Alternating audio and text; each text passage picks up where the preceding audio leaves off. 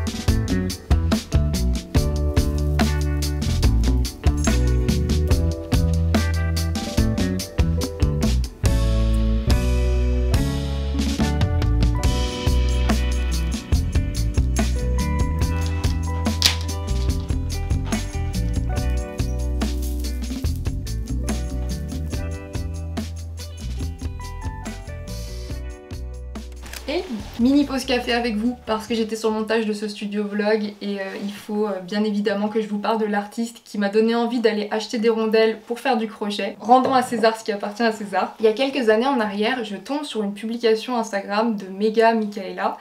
J'espère que je le prononce correctement, sinon je suis vraiment désolée. À l'époque, je tombe sur un des visuels qu'elle a créé dans le cadre de son diplôme. Gros coup de cœur, ça me donne envie d'aller en découvrir plus et là je deviens instantanément fan. C'est précisément tout ce que j'aime, la technique, l'esthétique et tout ce qui peut se dégager de tout ça.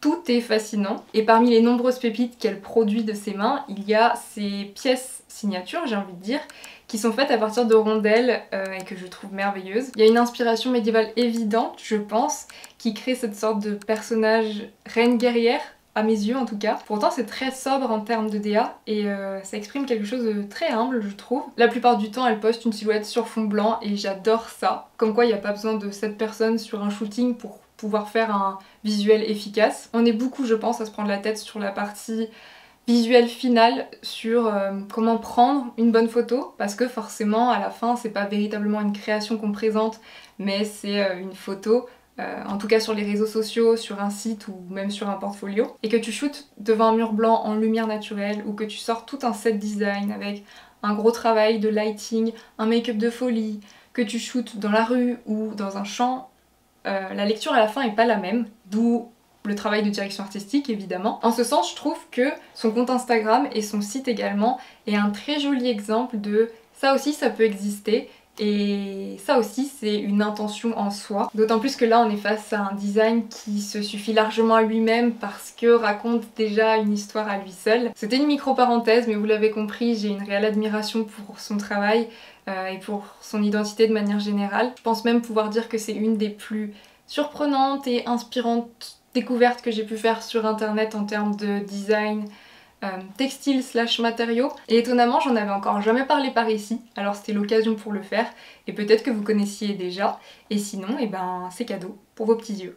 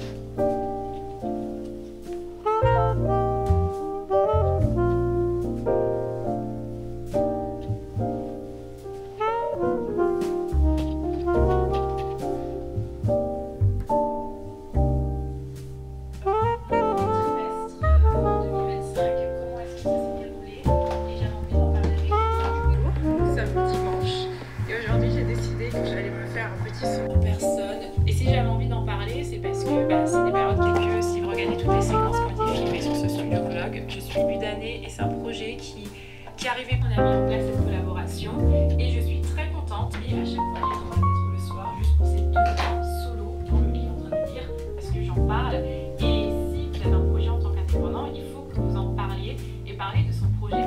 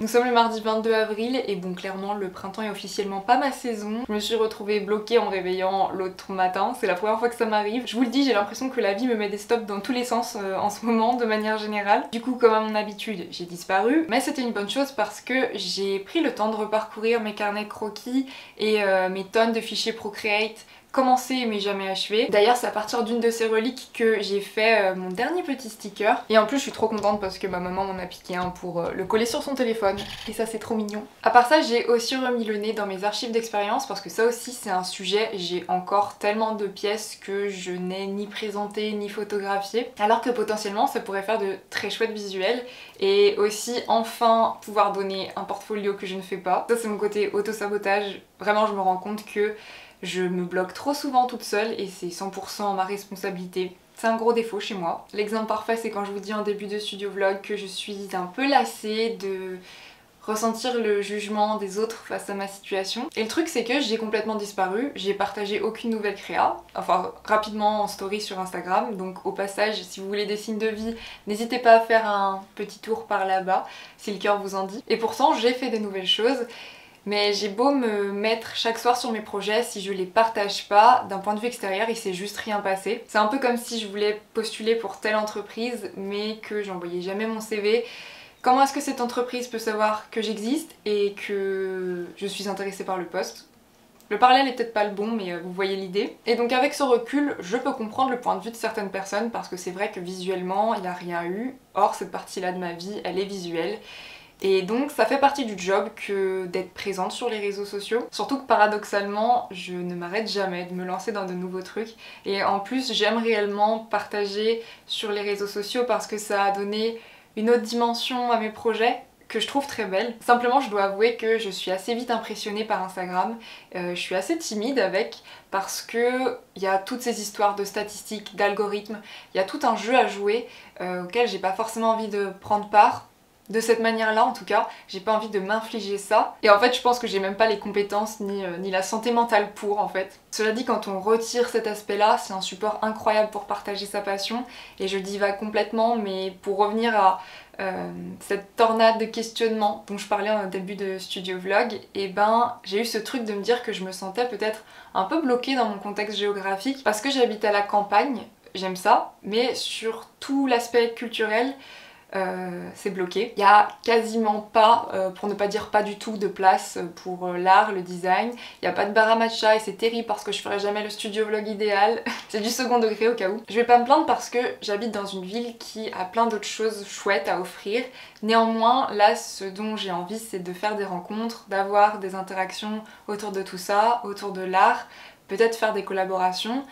Parce que ça me manque et parce que jusqu'ici cette partie-là de ma vie elle est très solitaire et quelque part internet avec YouTube, Instagram c'est un joli moyen de créer du lien avec des personnes qui ont des sensibilités similaires ou pas du tout d'ailleurs. En tout cas ce sont ces outils qui m'ont permis de partager ce qui à l'origine était une pratique hyper solitaire avec vous qui êtes là maintenant et vu comme ça je trouve ça très beau. C'est ce qui fait que j'invite toutes les personnes qui ont envie de partager leur passion à leur manière à le faire. Et oui, de mon côté, j'ai envie de prendre soin de ces outils et d'essayer d'être plus présente, au moins sur Instagram. On s'en reparlera peut-être dans un prochain studio vlog. En attendant, je vous dis à très bientôt. Prenez soin de vous. Bisous. Ciao.